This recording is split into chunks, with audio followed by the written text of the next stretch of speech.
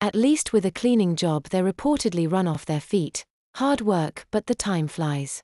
And so far as he's aware, cleaners get to wear a frock that's close to knee length or maybe longer, which would be far better than his embarrassingly short tunic. Luke to reception. Comes the call over the tannoy. "Is that me?" Luke blurted as he fell out of his thoughts. "There's no one else in here called Luke," James dryly said, barely even looking up. Luke darted to the reception desk as quickly as he dare, past Martin and Andrew who flanked the foyer door in their statuesque stance. "There's no one in the foyer or at reception. Not a soul." The door to the reception office creaked open. "Well, you got here quickly enough, but you failed," the head receptionist informed him. "Failed? How?"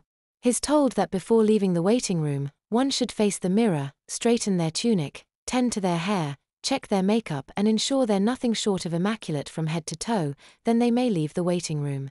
"It's all about first impressions, Luke," the receptionist told him. "You arrived late. Martin has had to cover you on the door, which he's not happy about. You've failed your first test, which I'm not happy about. Which means so far as first impressions go, you suck," she said. "Sorry," Luke meekly replied.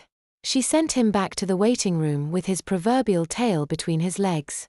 Luke glanced at the others as he sat himself down and groaned. They seemed like they couldn't care less. But maybe they're just being quiet because they know they're probably being watched through the two-way mirror. After an uncomfortable moment, Gavin chirped up and said, "I would have said something but you darted out so quick I didn't get the chance." "Sorry." Luke frowned.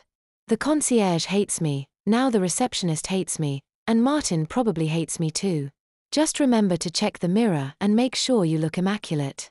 We're the first impressions, and first impressions count." Gavin replied. "You really are married to the job, aren't you, Gavin?" James dryly muttered. "I'm just trying to help the guy. He doesn't know what they're like." Gavin retorted. "You're a kitten to those bitches. Leave it out, Jim," Paul said. Luke's new, he stated before gesturing to the mirror and quietly adding, "You know they can lip read." "Can they?" Luke gasped. Paul snorted. This left Luke feeling uncertain as to whether Paul's claim was a joke or not, but he didn't want to embarrass himself by asking a second time.